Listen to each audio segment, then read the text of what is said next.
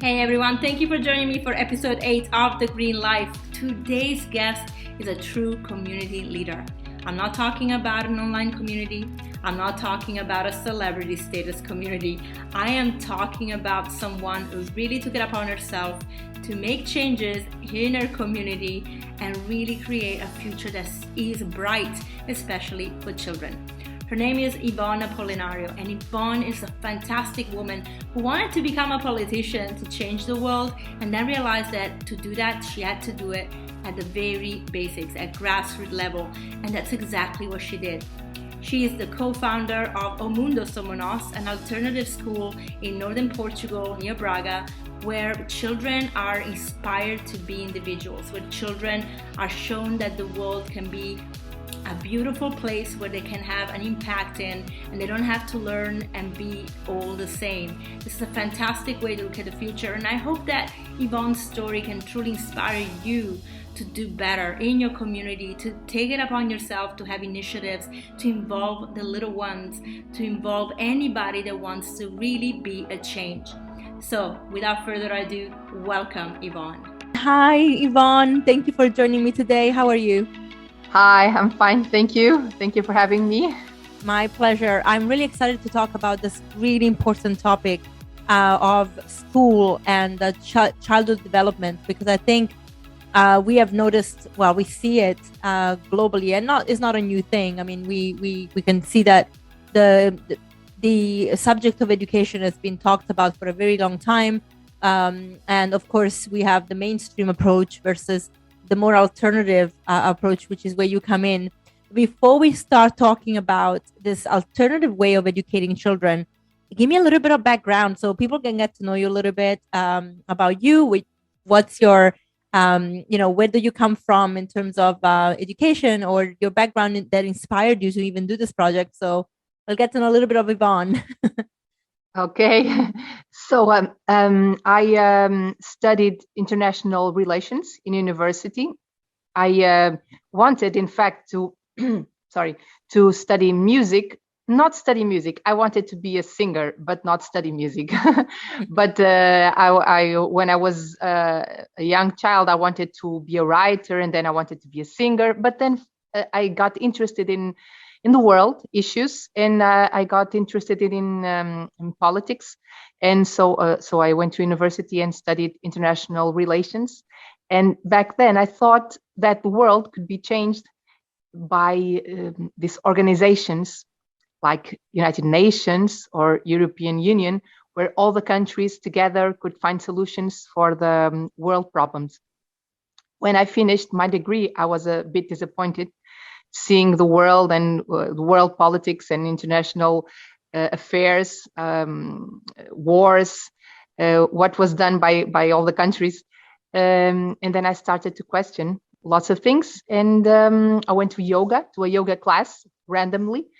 And something happened. I started to get interested in knowing better myself.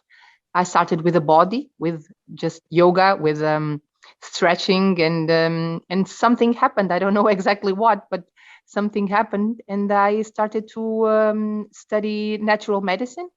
I went to Lisbon to study with Francisco Varatojo in the Macrobiotics Institute in Portugal. I studied for 3 years there. At the same time, more or less, I studied Shiatsu, a Zen-Shiatsu course with my yoga teacher back then, a great, amazing teacher.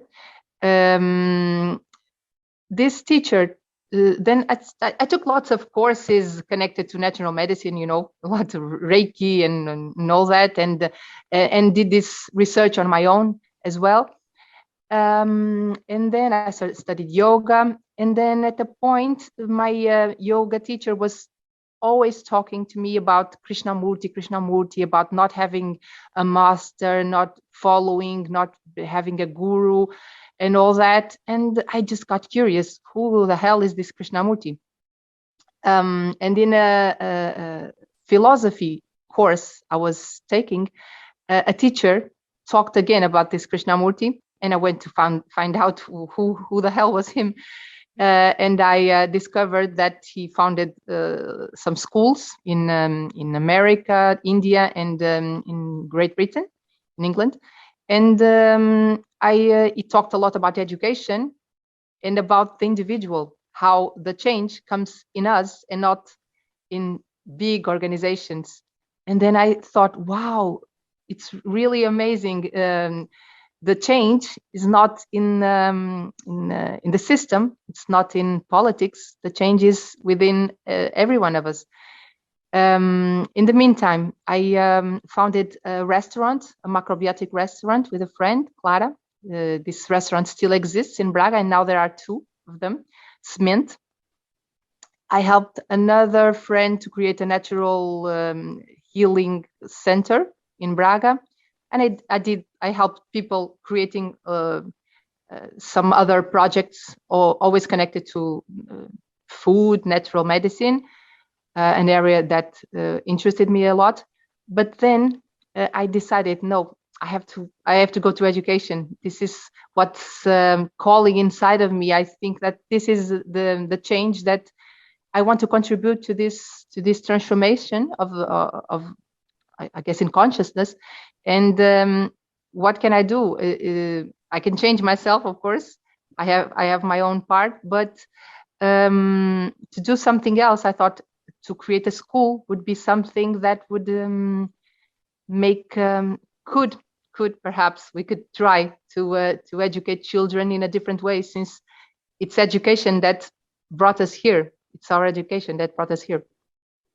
Wow. I mean, what an introduction to, the path that took you here. I love how you went from studying something that you thought could change the world, that was very much about the system, and then really realizing pretty early on. I mean, now a lot of people speak about the sense of community and getting together and being the change at grassroots. But at the time, like even 15 years ago, nobody really talked about this. Only the few people that did, most people called them hippies.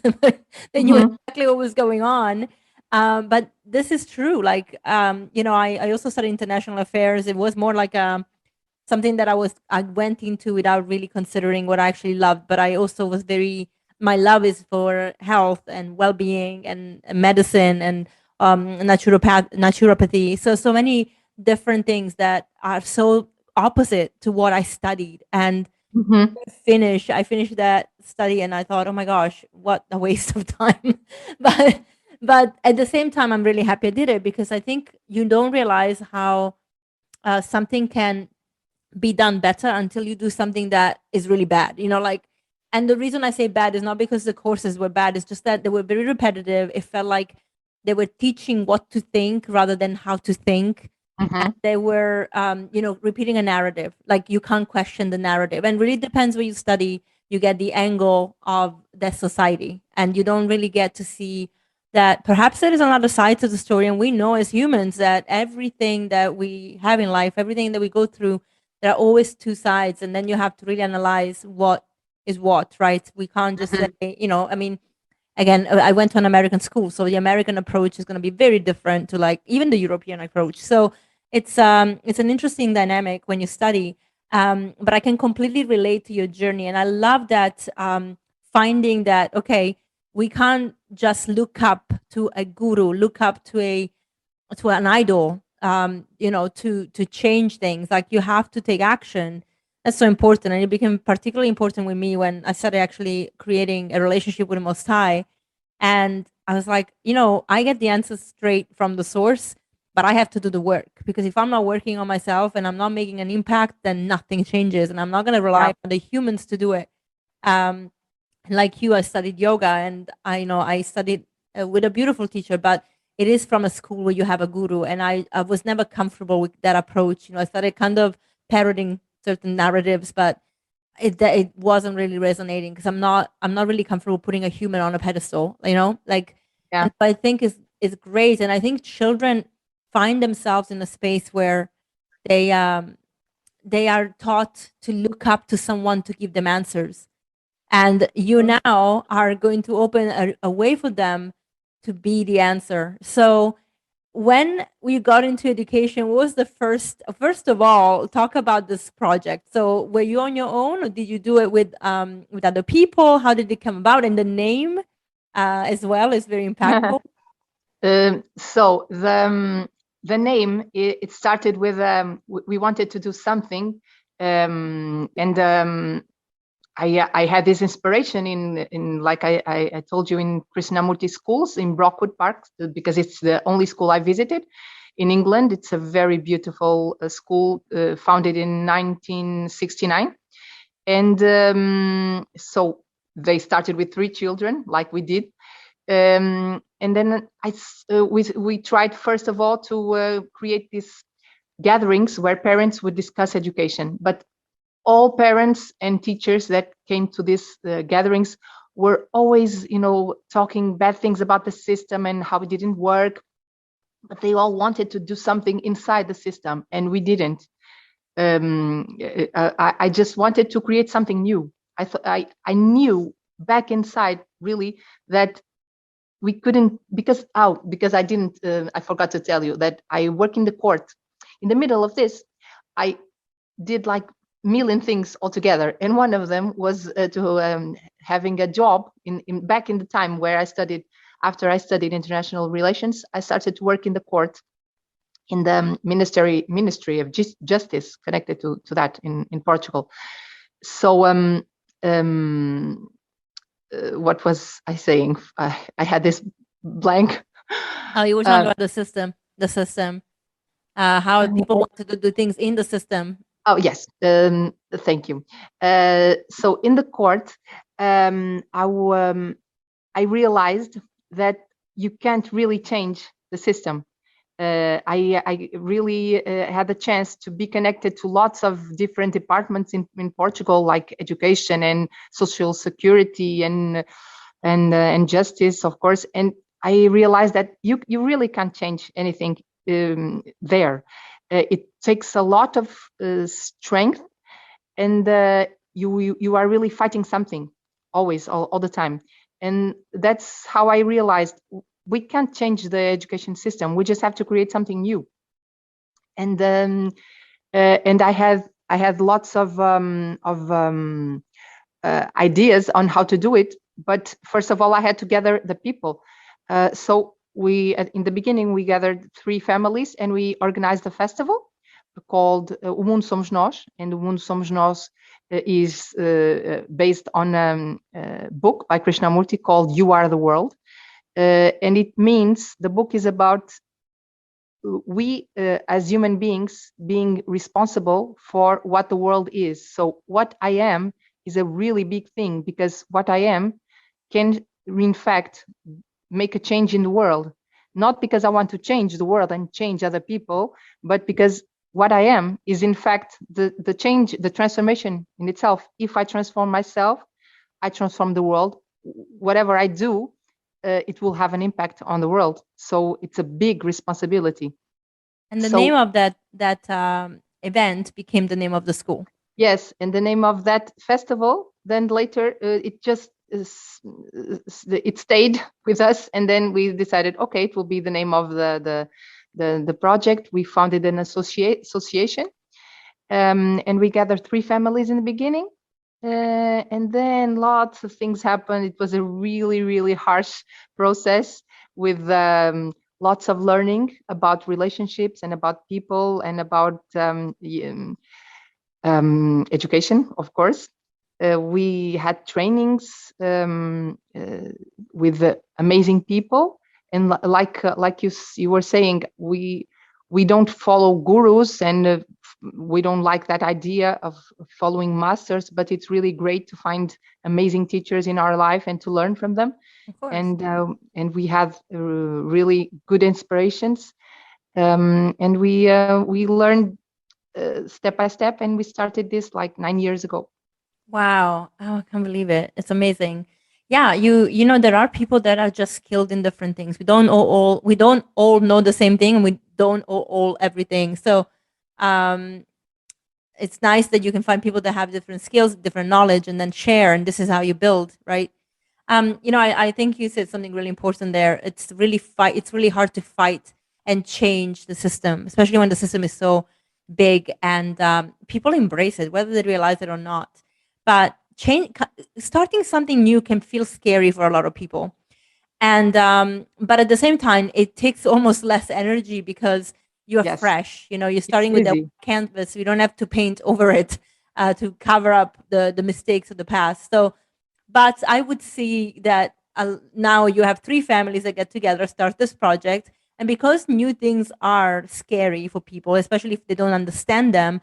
What was the reception from other parents, like from people around you? Well, we are in Portugal, northern Portugal, in Minho, Braga. So it's like the most conservative part of Portugal, and Portugal is opening also a lot because of foreigners that come to live here and share their lifestyle, and it's really being in Portugal important for us.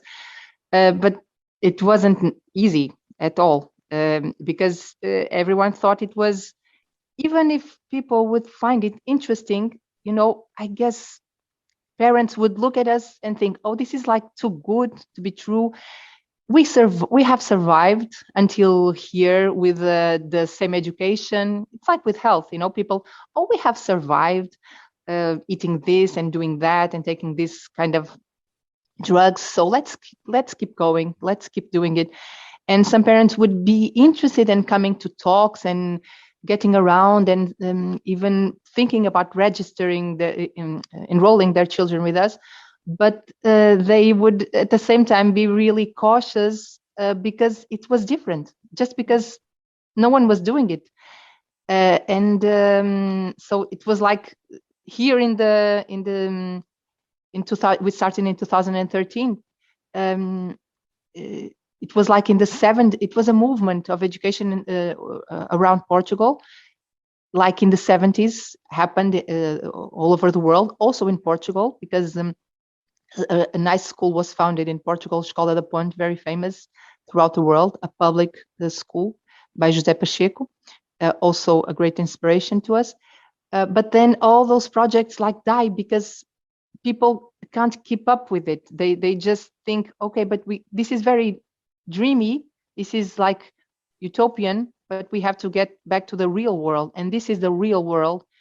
And I thought, no, this is not the real world. This is a world we have created, but we can create a new one. We can create something different. We can try. It's not working. Look at this mess we are doing. So it's not working. I'm just going to do something different. It doesn't make sense to keep going on the same mistake. And then little by little, I guess people started to join us, really little by little in the beginning, like 3, then 4, then 6, then 12, really step by step. Now we have like 30 children with us from 2 to 12. But it was not easy. Now it's growing. Now I guess it will blow up a bit. We are feeling it. Do you feel like you're going to add more grades to your to your years? So right now you have 6 to 12. Do you think you're going to have up to end of high school soon? Probably. Okay. We are in a moment right now. We are talking about this partnership with a school, a big school. I don't want to talk about it now because no worries. It's still being done. We're doing this training for it. It's a big international school online, and it can probably help us in this gathering. It's not easy to, especially when children grow up. It gets more difficult for parents to trust different schools, different alternative schools, because that's when they really get this feeling that, oh my God, but then my son or daughter won't fit into the normal world. It won't function. We have to help the young people get a job, and they get afraid. Parents get afraid, and then this international school might offer us an opportunity to become more popular and gather more young people together, because you can have a small school with 5 children, but it's not easy to have to just gather 5 teenagers. They need to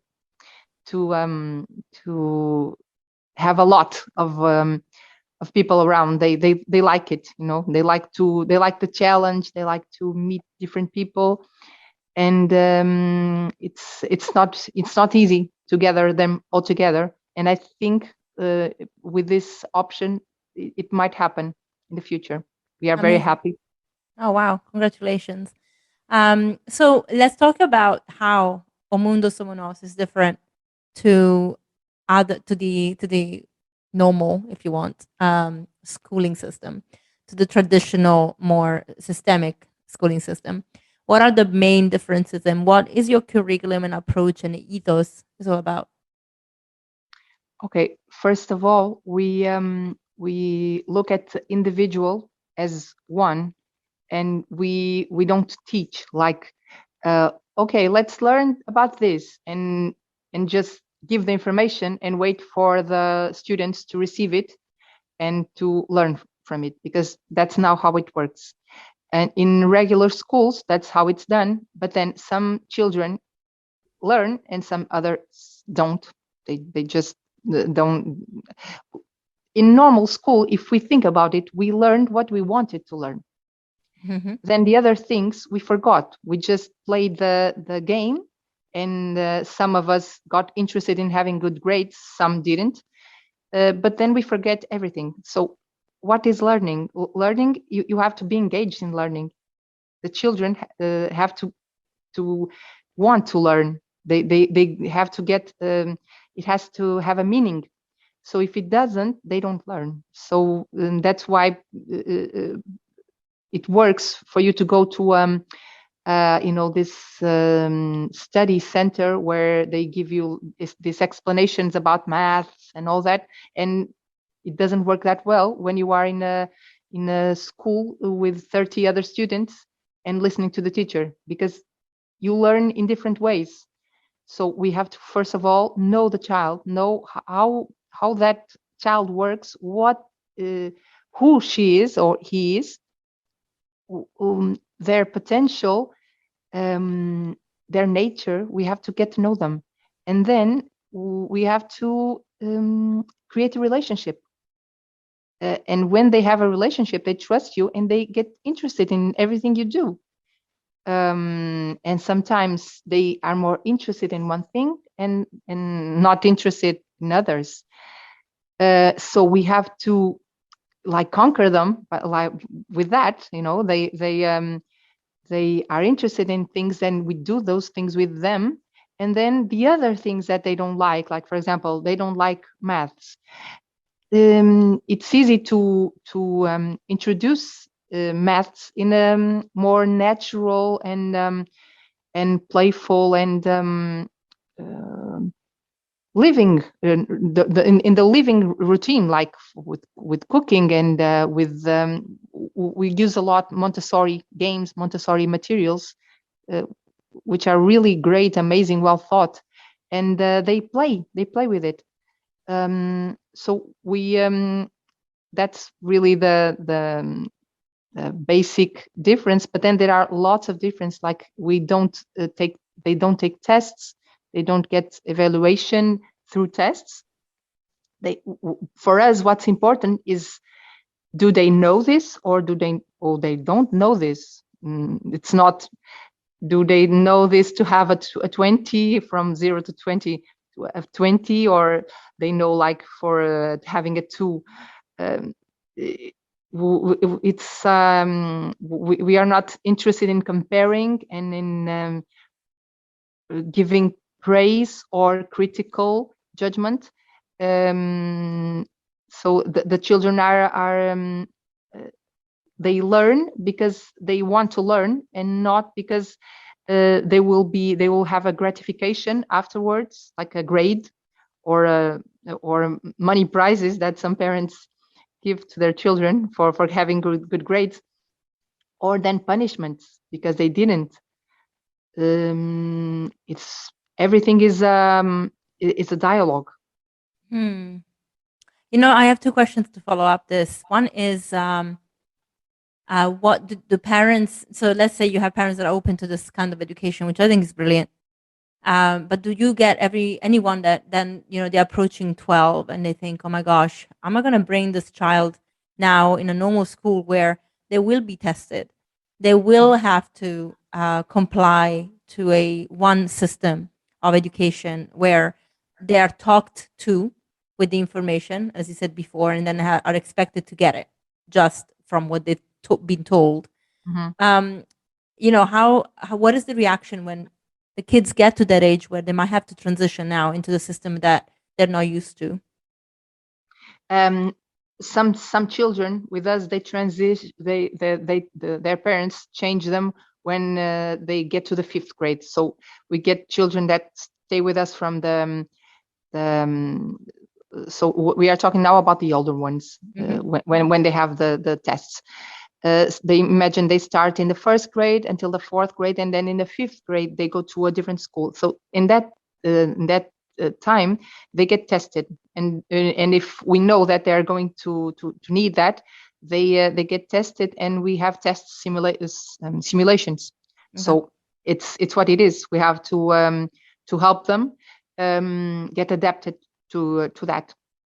Like in a normal way, we just they know. So this is part of it. You will need to have this test, and so let's give more time to this, and we do more tests and simulations of tests, and we talk to them not as if, oh my God, this is very important and this is what will prove that you know. No, we just explain this is how the system works. You need to do this, and let's look at this. Let's train this. And we have lots of children that went from our school to normal, not normal. I don't know if it's the word normal. Systematic school. And then they change and they adapt perfectly.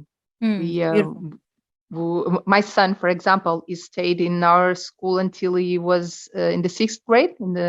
He was 12 when he went to regular formal school, and he adapted perfectly. He didn't like it after some time. In the beginning, he liked the challenge and lots of different teenagers getting together, but then he started to be bored a lot. Yeah, there's definitely but he adapted perfectly. Yeah, brilliant. The other question that came from what you just said, this no comparing. So there's no, I praise you because you know, and I punish you because you don't. Do you also see this in the social environment of the children? So there is something that happens a lot in schools, especially as they become teenagers, where you have the popular kids and not so popular kids. But I really somehow, by my own experience when I went to school, I almost look at it and I see it as a kind of a child of the system that we are exposed to when we're learning. So you're taught that if you're good in certain things, then you know you get praised, and if you're not so good, then you get shunned. And I think it happens also in the social behavior of kids. So like if you're good at sports, you'll be put in this place where, wow, you're awesome, and then if you're not very good at sports, or you don't like sports and you want to just want to read a book and you're in the library, then you put into that category of bookworm, boring, nerd. And it feels like it creates this massive disparity and disconnect. Now, because you don't have that principle of competition and division in the way that you teach kids, do you see that that's missing in terms of disconnect from social life between some children and others? You feel like they actually all just play together, they're all the same? How does that reflect in their social behavior at school? I think that's one of the most interesting things in our place, because sometimes we have children that come, from other schools, and imagine they come immediately to the 5th grade, and they come with this kind of, I would say, addictions in behavior. They want to show off, and they are not, I would say, natural. They are not relaxed. They just are playing a game, and they are waiting for the praise, and some are waiting for punishments. They really do things just to call your attention, for you to have a fight with them. They are addicted to that sometimes, and little by little they start noticing that we are not we are becoming very neutral, I would say, about all of that, and then we are not interested in that, and that none of the other children are interested, and then they relax. And what happens there, it's funny when for example, in the holiday in July, we have other children from other schools to join our group. And then we have some children in our group that are really, you would say, like, if they would go to a system school, they would be like, you are such a weird person. You are a different person, And sometimes I look at them and this is a bunch of these strange children that they are themselves, and the system didn't block them, and they keep being weirds, like I always thought I was, but I was kind of adapting. And then other children come, the popular ones, and all the other overachievers. Yes. Underachievers. And then you see this like weird boy talking to the popular one naturally, and the popular one looking at him like, what are you talking to me? And then he continues like naturally, and then the popular one like, okay, and then he continues, and then they engage. And there in our space, the normal thing that happens with the competition and the showing off doesn't happen. Like the environment just shuts that off completely. Yes, it doesn't give it breathing room. Yeah, and they become, they are natural. They are just talking about animals and how they love this and that, and about video games they play and crazy stuff they imagine, and they talk about this and that, all the crazy stuff. But they have they engage in conversations that wouldn't be possible unless you would be a nerd in a system school, and it's really interesting for us to look at it and to see, okay, they are really themselves. They are really natural. They can be themselves, natural, and won't be their real nature won't be shut off by the social requirements. Oh, you have to behave like this and that. Of course, we have rules. We teach them what's the importance of the relationships with others, and to listen and to be kind and all that.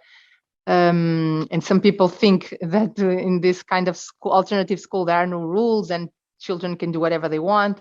It's not like that at all. I would say sometimes even there are more rules, the things are really clear, but they know where they can do this and where they can't, They learn about boundaries, right? Yeah. And I think that's something that is missing. Like, now not talking about children in school per se, but looking at adults, I feel like a lot of adults have real issues with boundaries because of not having been taught what they are. So that the line between good and bad, or wrong, right and wrong, it's missing. Or what is good for me? What do I do? How do I honor what makes me feel comfortable or uncomfortable? And we are taught almost to, because we have to fit in instead of standing out, we are taught to not have those boundaries. But then later in life, that catches up to us, especially when we get a little bit older, a little bit wiser, we lived life a little, and we see that if we don't have those boundaries in place, we actually get hurt more, because we now see that there is no authenticity in the things that we're doing. We are, whether we go to the extreme of people pleasers or absolute sociopath, like it doesn't really matter. Like it all stems from the same place. No boundaries, no guidance, no right and wrong. Yeah. And the thing is that I feel like that kind of uneducation, if you will, continues at home just as it is in these systematic schools. Because I mean, even the parents realistically went to the same kind of indoctrination. So they don't know Yeah. better. So they perpetuate that kind of behavior, right? So unless you have a parent that wakes up and is like, oh my goodness, like this is not right. I need to do stuff differently, and is working on themselves as a person, as an individual, then rippling effect on how they communicate, educate their kids. We are looking at a perpetuation of the same behaviors that started. Whether this is like a chicken and egg situation, like does it start at home, does it continue at school? But it starts somewhere in the cycle, and it's very difficult to get out of it unless somebody says no more, like I'm not doing this. It's very interesting, and it's interesting how you said, kids come in and maybe in their school they're like the popular one, the nerdy one, they have this role to play. Yeah. And then they come to a place where roles are actually not given, and a child that is like, I'm talking to you because you're a human and we must have something in common, so I'm going to talk to you whether you like it or not. And they open up, and they just drop the facade and they can be themselves. Like even that just shows that's creating boundaries as well, because you now know who you are, what you like. I just wonder after they had this experience, how they go back to their school and how they get back into their role. Because now, sometimes, especially in coaching, like I see it with my clients, while you're coaching them, they make some strides. And then some of them are brilliant at it and they keep up to it. And then you leave some of them alone and they go back into the old ingrained habits because they don't have that kind of guidance. I wonder if it's the same with these kids that come in, a bit of guidance to be different, to be open, to be relaxed, and then they go back into the system and they go back to their old ways. I wonder if you've noticed that, if it came back to you as talking to the parents or observing only. Yeah, I don't really know about this these children that come there just for like 2 weeks. Well, I remember this girl that she was in a normal school. The parents didn't have, I guess, the courage to enroll her in our school, but every summer she would come. And she was a really, really different one. She was really interested in all, like, she was a brilliant musician. She was studying music, and she was interested in different civilizations and all the nerdy things. She was really interested in knowing a lot about the world. And I remember she would come and talk a lot about how difficult it was for her to survive, I would say, in the regular school, and how she could breathe when it was summertime. But I'm not thinking about the opposite, like a popular one that went back to the school, and if that changed something in his behavior, probably it wasn't a popular one that would be like mean to others. Anyway, we have difficult children that came to us, being, those bullies. Yeah. And when they went back, they weren't bullies anymore.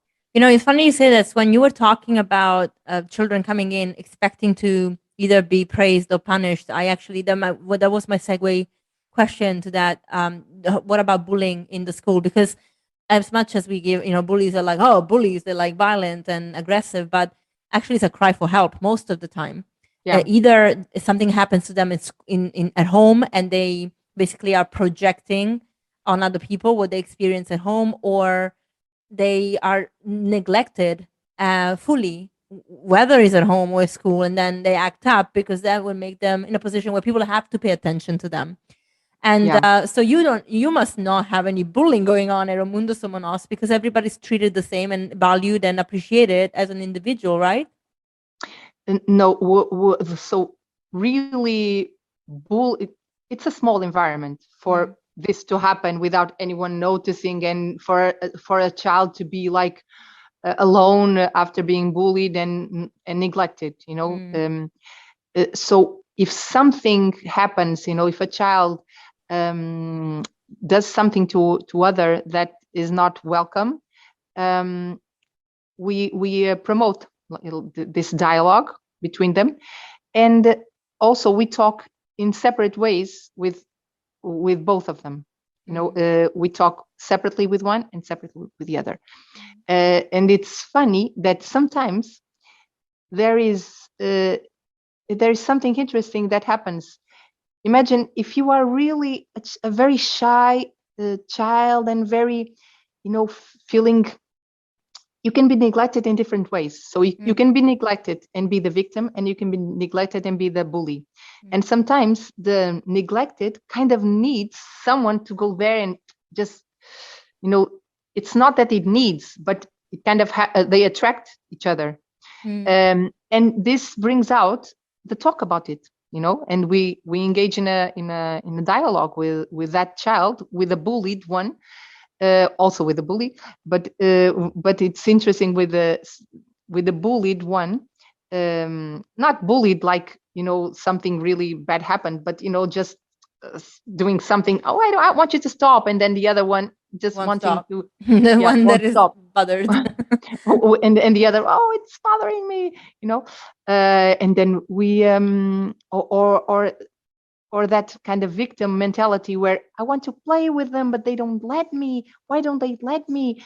And then we engage in a conversation with a child about it. Why do you think they don't like you? And then they start to wonder why. And sometimes we realize that child is really a pain in the ass. That's why the other ones don't want to play. They don't want to play with someone boring, And of course, we don't say, you see, you are boring. That's why they don't play with you. We don't say that, but we just ask questions. Why do you think they don't let you? And then we go to the others. And why did you do that? Why don't you let them play with you? You are so. We are not like 1,000 children here. We are. You are few. So let's interact with each other. And they say, oh, because he's like that and that and that and that. Okay, but don't you have a bit of patience? Can't you, and we do this separate kind of talking. And then little by little, both understand that they can learn a bit from the situation. And one learns, oh, maybe I'm a bit boring. Maybe I shouldn't try to talk when it's not my turn. And maybe I should pay more attention to what they do and not just be a nerdy all the time. And then they it's interesting how they get in balance. But super interesting. But these things happen even with small children. It's like something. I wouldn't say natural. It's an imbalance, of course, but it's something but the kind of, to get in balance, they kind of do something to the other. And then this situation brings learning to both children. Yeah, and, I guess it's interesting when adults are there to see what is happening and interfere, not too much, but a little bit, just to bring consciousness, but let them also solve the problems. Yeah. Well, I was saying, we naturally won't get along with every single person on the planet. Like we just can't. We all bear different vibrations with different characters. However, it's really good for kids to learn that, okay, we might not get along, but I'm gonna think about how I act. You're gonna think about how you act, and then we're just going to be resolving this. Whether can we coexist in the same space and be at peace? Yes. Do we have to be best friends? Maybe not. Maybe we will. Maybe we won't. But we're not forced. We're not conditioned. We're not told that that's the way it should be. Otherwise, something is wrong with you or something is wrong with me. It's actually also honoring that we all have our preferences when it even comes to characters. So I think it's really, really good, because now the little pain in the ass boy might be like, okay, I actually don't really want to play with them because I am different. Like I'd rather play with somebody else that gets me a little bit more. But he has the time to acknowledge what was going on. I love that. And this is a thing that I don't see happening in schools. Like, I did There is no time. There is no time. There is no time. Yeah. And I think we see a parallel, like I've been talking to a lot of doctors and healers. We see a parallel between the traditional, by traditional I mean the systematic health system, just like the educational system, where everything is on a schedule and everything is about ticking boxes, versus the alternative where it takes the time, to nurture, to understand, to build.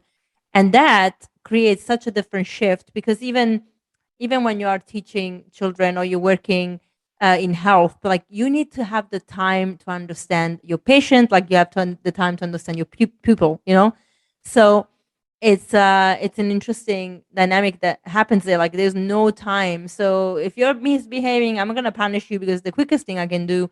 If you're doing well, I'm just gonna say well done because it's the quickest thing I can do. But there's no getting deeper into the wow, okay, this is a skill that you have. Let's that's maybe you can use it in a good way. And it's like positive psychology, right? Use the skills that are natural to you for efficiency, to bloom, to feel courage, to feel strong. But then try to also kind of give a little bit of love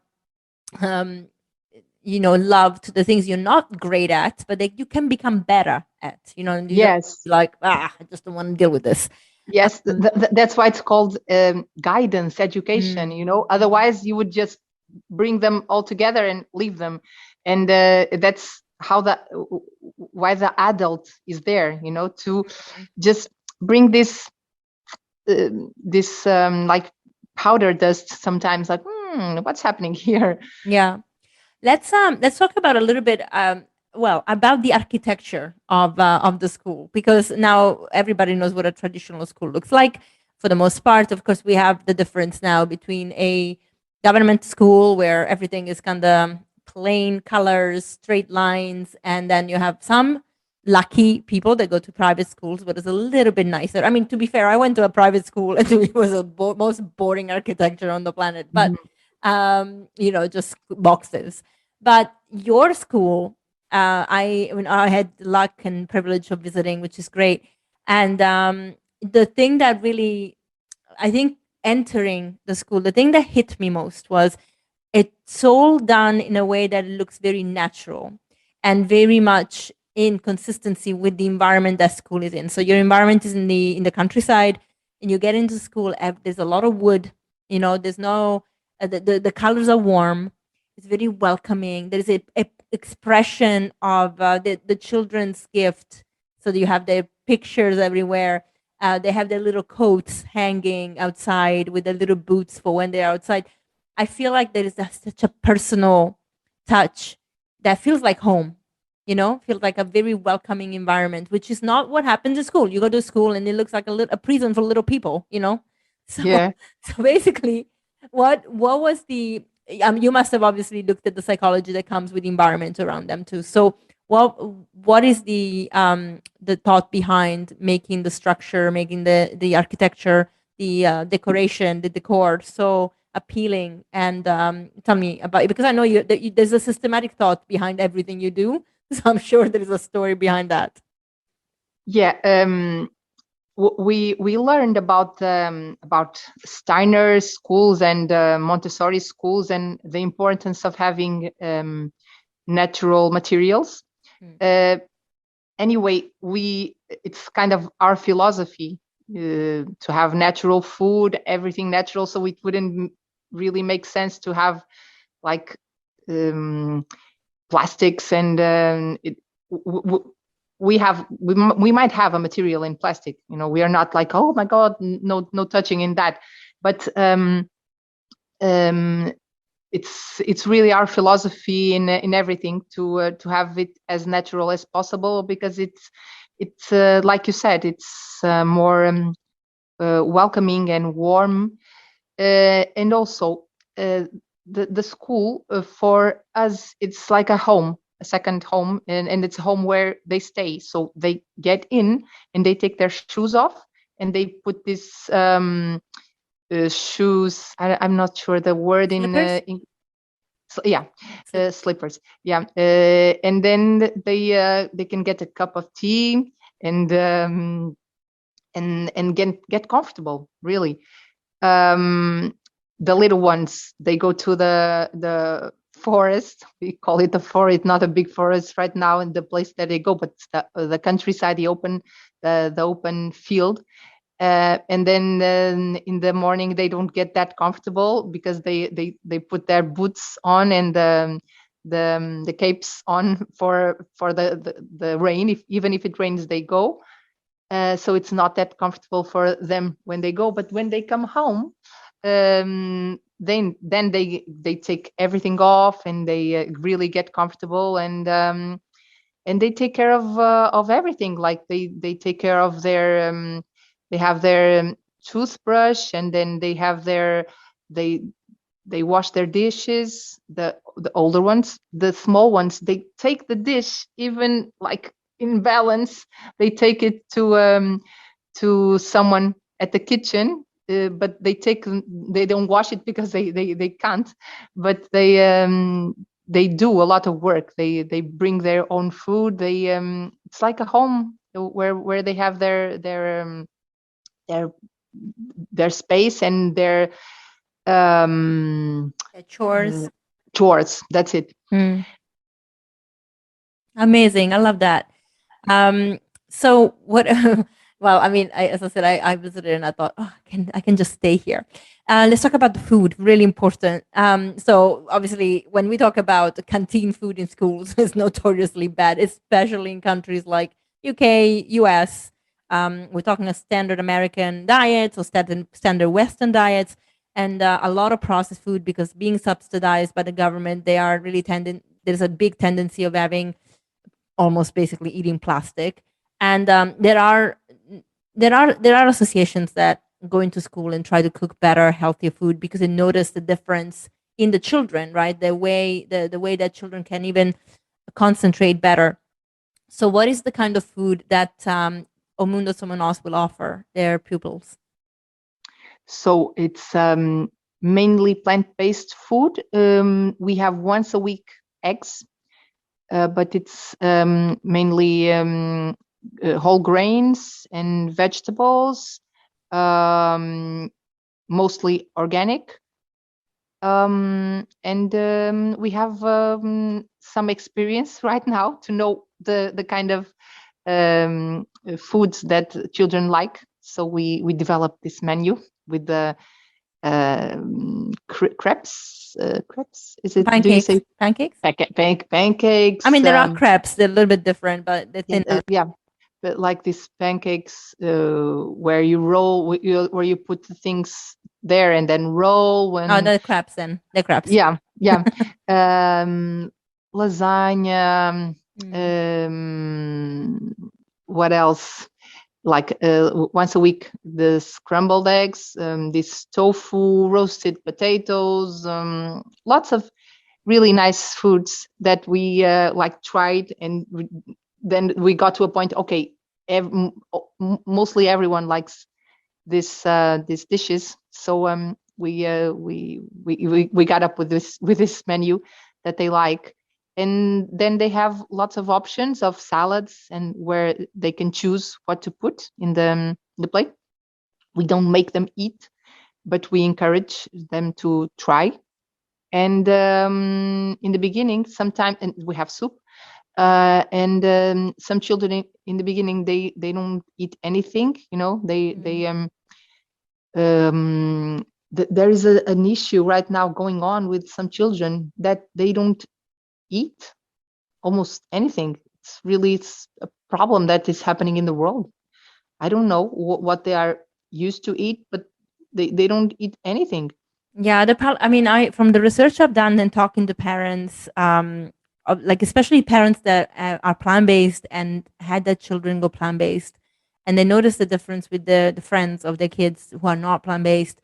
There is this concept that they think, what they observe is their children obviously are exposed to having fresh fruits as candy, like nature's candy, whole grains, and real food that makes a difference when then they are exposed, when they have to eat, because they're just exposed to that food, versus the other kids who are exposed to a lot of prepackaged, convenient food, because the parents are like, well, you need energy, so here a snack. and the snack might be packed with sugar. And now we know that if you give sugar to a child, especially before the age of 2, their brain will really develop with this addiction, because it's already addictive as it is. We are basically releasing like beautiful, happy hormones, and then that's all they know. And this is even before their gut is fully formed. So there is definitely a correlation with what the kids are fed at school versus in their likings for something. I mean, if you think about it, right, you give a little snack, which is like a little cake, to a child who's 2-3 years old. Since 2-3 years old, it will come to the school, and now their dessert is fruit. They will really feel like fruit is not sweet, and it takes time for the palate to change. I think this is why a lot of kids are like, I'm not eating that. Like, crisps, thank you very much. Yeah, but what's amazing there is that it's not that they don't eat our food. They don't eat anything. Even with the parents. I don't know why, but little by little they start to eat. And even the parents can't believe what and some parents are not vegetarian, some are not vegan or macrobiotic or vegetarian. They don't they are not interested in that at all, and they think it might be a problem. But then we explain that we have this menu and the children usually like it. And if the parents don't make a fuss out of it, the children really love it. And start to little by little to try, and even the parents can't believe that they eat so well. Well, it's very possible. I mean, children are inherently smart about what to put in their body, and we are. I think all the children. I mean, even I love food, and I used to love food as a kid as well. But even I had to be pushed into eating things like meat. Right? It wasn't like my favorite thing to have, and I had to be pushed into it. Of course, sweets a different story, and my parents are guilty of being very bad parents when it came to that. But I feel like inherently, if you are now, these kids might be like, this grosses me out, but they don't know how to explain it, so they'd rather don't eat anything. And then maybe they slowly start seeing that there's food that doesn't contain the things that gross them out, so they start slowly eating it. And maybe this is why it's like a way for them. Look, I can't communicate what it is that I don't like, and I'd rather just don't eat anything, because they don't really know the difference. They don't know if this is vegan, this is not vegan, right? They don't understand it. Nobody has ever talked to them about it per se. So it could be that. And also just seeing other children really enjoying that kind of food, slowly be like, I'm going to try this, like by example, leading by example, and following what everybody's doing, and they seem to like it. So I'm going to try it. It's interesting. Of course, this is completely a common sense kind of thought that I'm having, but it could be, we're not doing a study here, but it would be really fascinating to see what the impact, because I really think from looking at children, they inherently don't want to eat animals. Like if you give them a choice, if you explain to them, or if they see maybe, a lot of children where we are, likely in Portugal, we are still kind of, open to this available. We have this rural life available to us. So it's very possible they saw, grandma killing the chicken and like, I don't want to eat that. No. So I think there is so much to speak about when it comes to that. But you're right, kids can be quite fussy about what they eat. But I think it's because they can't express what it is that they're fussy about. So they're like, I'm just not going to eat anything.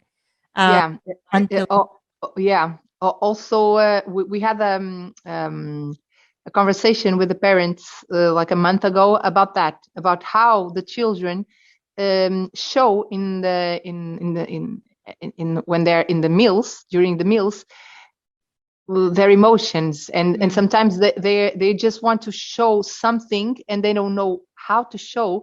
And because they know that the meals are very important for the parents, because the parents get really worried, then maybe this is a good moment for me to create this drama.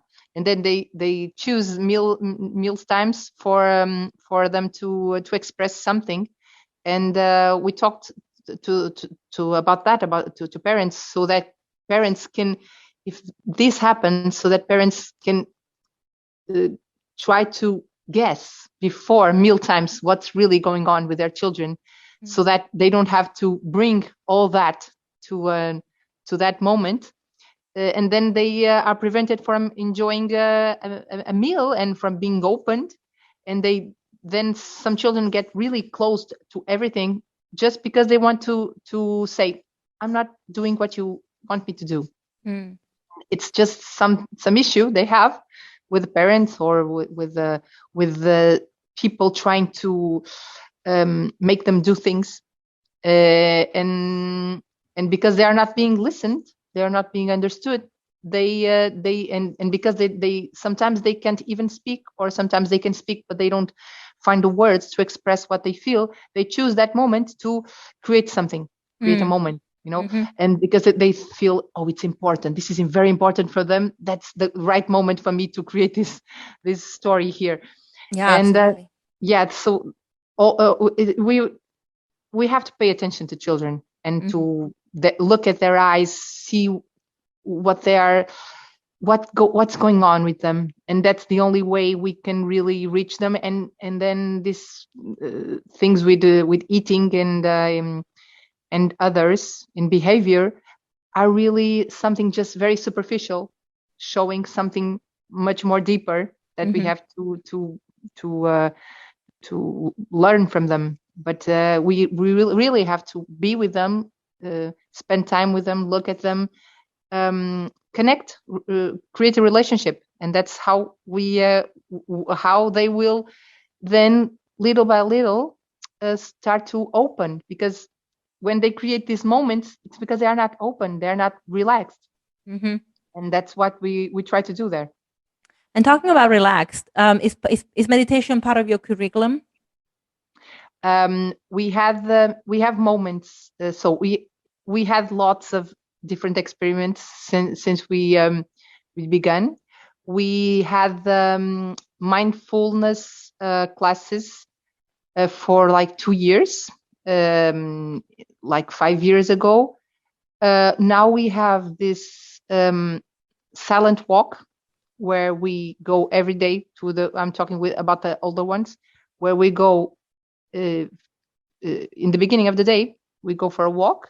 And when they return, the children, we don't talk. We just go with our own thoughts, with our own minds, and looking at the surroundings, and not just engaging with ourselves and not with the others. So it's like our proposal to them. Sometimes it's not easy, but little by little they learn. We have had yoga also we have Qigong also for some time. Right now I'm not there, so they don't have yoga, but pretty soon I guess they will have again. We have lots of workshops that have moments about relaxation, where they lie down and relax. We have this dialogue sessions with we call it interviews with the teachers, where they can talk about what they are feeling and about the goals they have set for themselves in academic terms, and also how they are feeling. And I'm sure we had more kind of experiences connected to being connecting to their Self. to them inner self. Yeah. Oh, beautiful. And this is really what's necessary, I think. That mindfulness, breathing, meditating about how we feel, and just having a moment to understand what's going on, especially as they become teenagers. And I know the teenagers, we always think about 14, 15 years old, but we have been proven that whether it's because we are sprayed with toxins or because the food is full of poisons, teenagers are younger and younger. Like you have, teenagers are really defined by when you get into puberty, and there are kids that go into puberty really early now. So I think their hormones changing will really impact how they're feeling, and that can definitely be something a 12 years old is not prepared for. So having these kind of sessions can really, really help them to do it. I think it's super important, and something that traditional, schools kind of fail at, because a lot of them are implementing it because they see the benefit of it, but it's mostly stemming by the fact that there are a lot of kids that have what they call ADHD or ADD, which sometimes is not even that. It's just that I'm not interested in what they're learning because it's boring. So it's like, and also because they're not fed right. But it's interesting. It's interesting. Like it seems like you have really created something. Well, of course, using the experiences of school that I've done it before, but you created something that can speak volumes to children and parents that want something different for their kids. And I think if we are spending the time to educate children about how to think and not what to think, and to educate them in becoming individuals rather than just being part of a herd, that alone, I think, will create change, because they alone will be like, well, I want to do this. I'm going to, get together with the people that get it and create a system that is very much parallel to what's going on so that it can be done right versus trying to fit in, just like you've done with the school, right?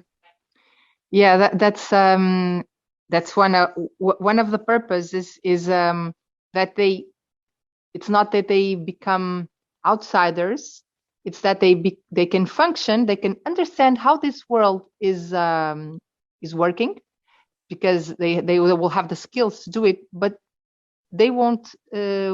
Our purpose is not that they continue. Of course, they can, of course, but we really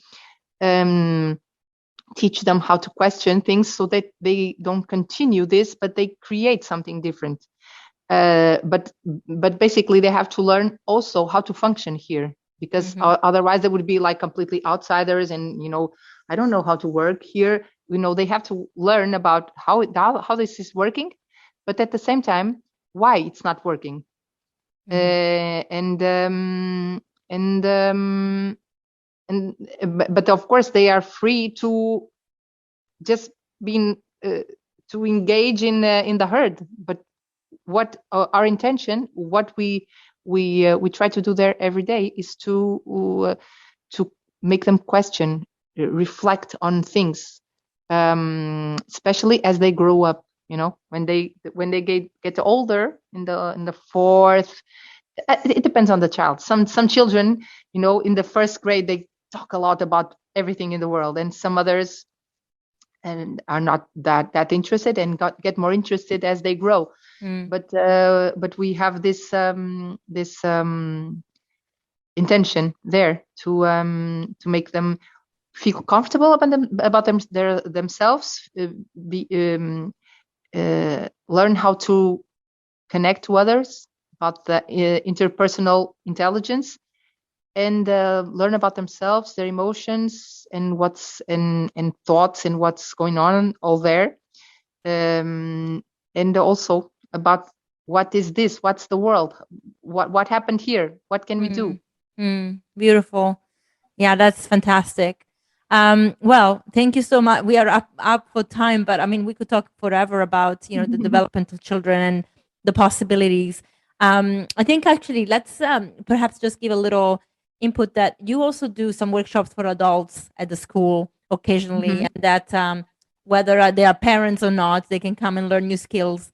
And it's really on the same basics that we're here to teach you something different, and to express things that you may have not heard, so that you can take responsibility, whether it's your health or the way that you are approaching nature, or the way that you can go into nature and forage, anything. You've done amazing courses up to now. So what is the best way for people to get in touch with you and check what the extracurricular activities are for adults, and also how to talk to you about perhaps being interested in bringing their child into the school? You can go to our website, which is omundosomosnos.org. Okay. Org, or org. That's how you say in English, right? Org. Yeah. And then there you have the education projects in the education learning, in the learning center, and also you'll have the training for adults, and you'll see the what's going on right now, which is right this year. Right now is we have yoga classes for adults, and then we have the sessions for parents, and the health course for adults, which is an annual course. Next year, probably more courses. We are working on it. And then we have there. You have our phone number and email. And if the listeners want to get in touch with us, that's the best place. Perfect. I will add everything to the show notes so they can actually get in touch with you. I think a lot of parents, a lot of foreigners are coming to Portugal, and if they are coming here to find that natural lifestyle and living in community, this is a great option for their children to educate themselves in and still be free and in touch with nature. I think it's such a powerful message. Thank you so much, Ivone, for Thank you, Chantal. Always great to talk to you. You as well, and I can't wait for the next one. Talk to you soon. Bye. Thank you. Bye. What an episode. I absolutely loved it. Thank you, Ivone, and thank you everybody for listening in. Such a privilege to share these really personal stories that otherwise we probably wouldn't hear about. And I just feel inspired. So I hope this did the same for you. As always, please like, share, review our podcast.